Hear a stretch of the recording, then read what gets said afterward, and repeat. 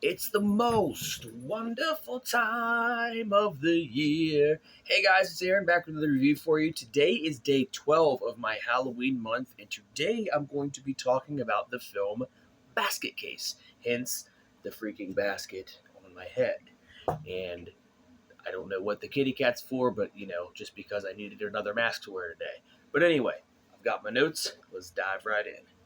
So, Basket Case, released on April 7th, 1982, directed by Frank Henenlotter, starring Kevin Van Hentrick, Terry Susan Smith, Beverly Bonner, and Robert Vogel. Basically, the film is an ordinary man in New York City and his formerly conjoined twin are in a wicker basket are out to kill the surgeons who separated them. So basically, the whole film is just them in their search to find the surgeons, and they have like a little hit list.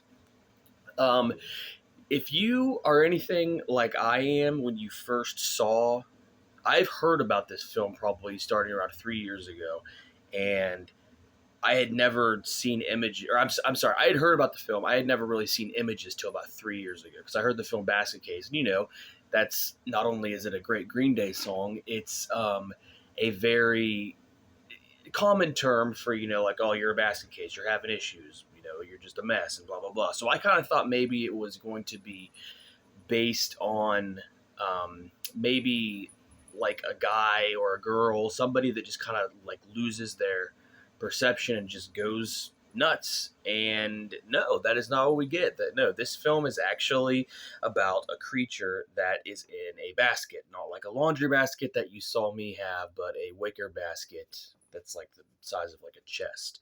And his brother keeps him in there. And it is about as insane as it sounds. It is, if you've seen pictures or stills, or even if you've seen the movie, you at the very least know that you're in for a kind of a B horror film. And those, I did the giant Gila monster, and there's other ones out there that I just love. I mean, it's kind of like Ed Wood.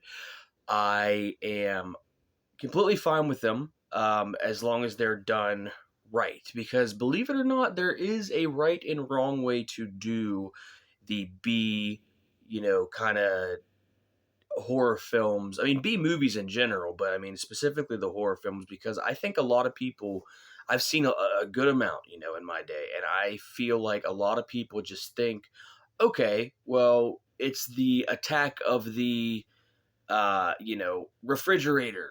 And it's like, okay, it sounds ridiculous, so automatically it's going to be funny and ridiculous. That's not really the case. It's kind of like how I mentioned with, when I was talking about the scary movie films and all that. There is a method to the madness. Now, whether or not you like them, there is a method to making them work. It's the same thing with spoof films. I mean, all kinds of stuff. It's just like any other film. You have to have something captivating that works for your product. And so, with that being said, a lot of, I would say, the B horror films or B films in general, the attack of the toasters and the night of the spoons, whatever it may be, as ridiculous as they are, I'd say most of them do not work, because I think most of the people that wrote and produced them just kind of think, oh, okay, I can make, it'll just be great because it's something silly and unheard of. Like I said, that's not the case. And with Basket Case, I think they succeeded in making it strange and different enough, but still believable enough, at least in the world that we're in, that it could be happening and all that. So, you know, like I said, I think I'll give them their credit on that one. I do think that the way that they made the film was pretty smart. So, starting off, there was the first thing we see is there is just this, there's this clip of the basket case creature just flipping off breakers and trying to scare everybody. And it's like, I remember thinking, like, okay, clearly we're going to be deal with some genius levels of logic, because I mean, right off the bat, you're just like, okay, this is, it takes you a second. You got to believe the world you're going to be in. And there is, so we are quickly introduced to our lead character, and there is a woman following up the steps, and she's telling him, whatever it was, and it's not important. And she's following him up the steps to his apartment, telling him the story, telling him the story. And the second she's done with the story, she just goes back down the steps, doesn't say goodbye, doesn't say, you know, good to see you. I mean, like a normal person would do, a normal human being. Every time I saw her, I kept thinking, all right, this film's already bananas enough with the premise. She may just turn into an alien because she doesn't act like a human. um, but yeah, so there was that, and then also there was the way that she was walking and talking. I really thought, because once again, this is that kind of film, I really thought it was going to break into some kind of musical number, because she was really like, well, we're going to go blah, blah, blah. And it's like, I just kept waiting for like, da, da, da, da, da, and something to happen, because it was just so, anyway.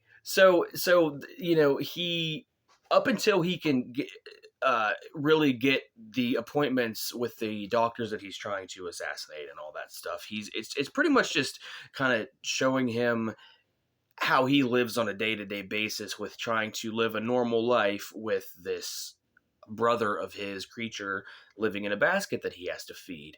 And so there he goes to sleep, or I'm sorry, he goes to the movie theater and just zonks out as he's there. I mean, it doesn't seem like he's, in it that long. And then but here's the thing. He brings the basket with him to the theater with this creature inside. And I don't even think, I remember having a lock on it or not. But anyway, so he goes to the theater and he just falls asleep and leaves the basket there unguarded. And some random dude, is just a common thief thinking, oh, okay, it's probably whatever. And he takes it, and I'm thinking, you stupid ass. Like, how do you not? I mean, this is something serious. This is your brother that, you assumably or presumably love. And you're just like, okay, I'm just gonna zonk off in the theater. You can't do that. You at least, if you're gonna, you at least gotta like chain yourself to the basket or something, because it was so easy for somebody to take it, and obviously we see him take it. So anyway, later on, when he is going to the doctor's meetings, and you see him meeting up with various doctors, and you don't really know why, but you, of course, know why later as the film progresses. The first doctor that he goes to see looks and acts like Kip from Napoleon Dynamite. I was like, he was saying something. I kept waiting for the doctor to be like, I've been training to be a cage fighter, or something like that. Just, it was so funny because it's just so goofy. So let's talk about the monster for a second, the basket case, if you will. In these types of films, one of the things that you have to do to be able to stand above the rest, or at least apart from the rest, is you have to be unique and original. Well, I think they are with the basket case premise, because there's this creature in a basket he carries around. Unique enough, fine. But the very first kill that he has was really decent. I'm not going to spoil it, because if you guys watched it, I want it to be a surprise. But for a film that could easily just be very ridiculous and all that, it's a very unique first kill. And I remember watching it, and I even wrote it down, and I was like, okay, I'll give it that. That's pretty cool, because there was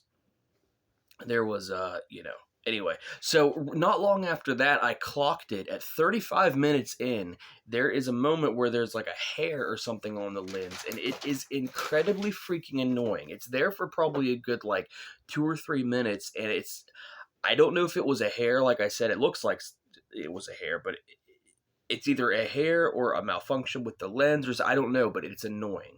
And it's an eyesore, and you just watch it the whole time that it's on. It's not on for long, but I mean, it's long enough to where you're just like, okay. So so as this is progressing, he is talking to this woman that he's trying to court, and they end up hooking up, and they have a whatever. But right before they get into the sex, there is a um, makeout session, which okay, normally do in films like just when and it is so awkward looking. If you watch this film, you'll watch that and just be like what's going on? Because it's so like over the top tongue with it. It's very very weird. Um, it's just weird. So as that's happening, they go very. There's this one part where it's showing the creature moving, the basket case moving, and it goes very like Paddington Bear style stop motion.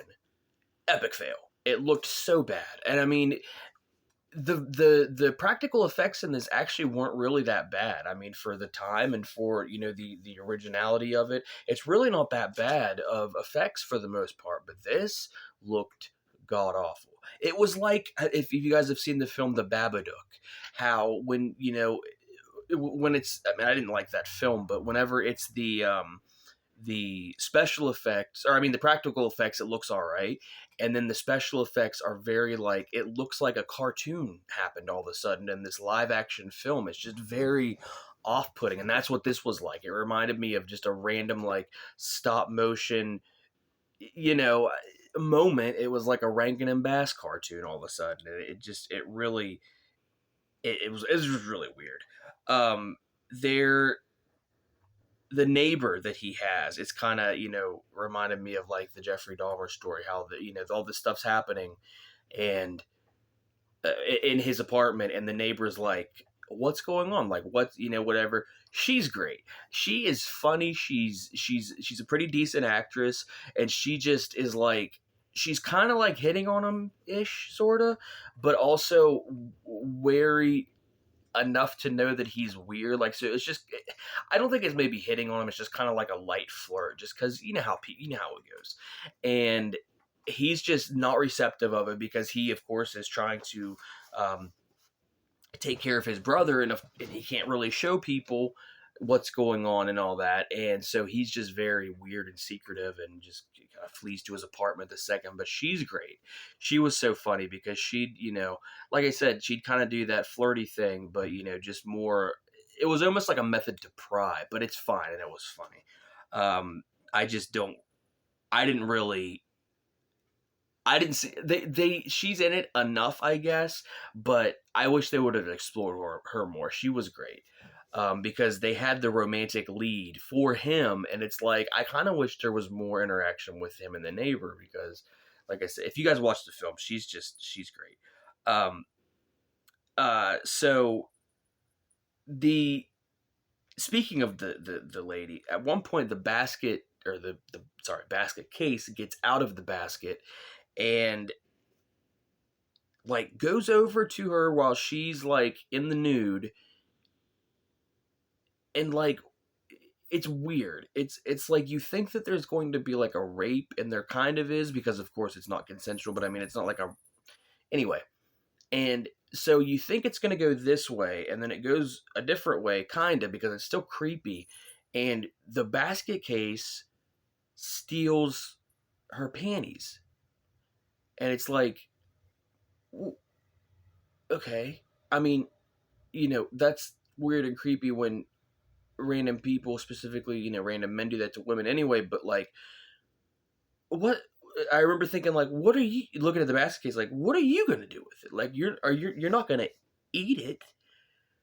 Well, I don't know. I don't really know what the point of that one was. Maybe just to make us uncomfortable. And if that was the case, then yeah, it worked. Because it was just so. I just remember watching it and like I'm like, why? But so, parental warning, for, and this is just for, adults too. There is full frontal nudity, male and female. So just so you are aware, you see people's nether regions in the film. Um, which I was kind of surprised, especially for the 70s. I know that, there have been, adult films and things like that. I'm sorry, this is the 80s, but there's stuff like that was happening and always has and always will happen. But I guess it didn't seem to be in the mainstream movies that I've seen from the 70s and 80s. And I know that this probably was like under the radar ish, but it was still, I feel like, enough known to where it would have been a little more of a controversy, especially back then. But maybe not. I don't know. Um, there's this. So okay, so back to what I was saying. Yes, spoilers on this one too. I mean, I know the whole thing is spoilers, but specifically, so whenever I was like, he went to the neighbors and the basket case went to the neighbors and was stealing the panties and all that kind of thing. Well, you find out that it is actually a sexual thing, and because there is a very very disturbing, and I don't really say that lightly. It's a very disturbing scene where Basket Case rapes the girlfriend, and it's I don't think the lead gets. I don't think the brother, like the human brother, I don't think he gets mad enough about it. It's like I said, it was just a very disturbing image, and if you see it, you'll know what I'm talking about. But there is the other thing I really have to say specifically about the movie, things that made me think about it or that jumped out to me. The lead is terrible at throwing fits. There's this part where something doesn't go his way and he just gets mad and throws this fit, and it's like straight up Tommy Wiseau from The Room. And but this one, it wasn't really funny. It was just weird. I mean, you just watch it and you're just kind of like, what's wrong with you, weirdo? Anyway, um, you know, so overall, as far as an enjoyment factor, I would give this film an 8 out of 10 because it was enjoyable. As far as an actual grading on, is it good? Is it, you know what I mean? I'd give it a 5 out of a 10 because for what it is, it does hold up in a lot of areas. It's just very, anyway. You'll see. It is available. The only place I could find it to watch was Tubi, and I've said that before. I'll say it again. Free service, guys. Download the app, and there's all kinds of stuff you can find on there. That's actually how I heard about this film originally, way back in the day. But yeah, like I said, guys, that's my review for it. Just check it out. Let me know what you guys think. Let me know in the comments how you're liking Halloween month and my reviews in general. Tell your friends, like and subscribe, and I will see you guys with the next review. Take it easy.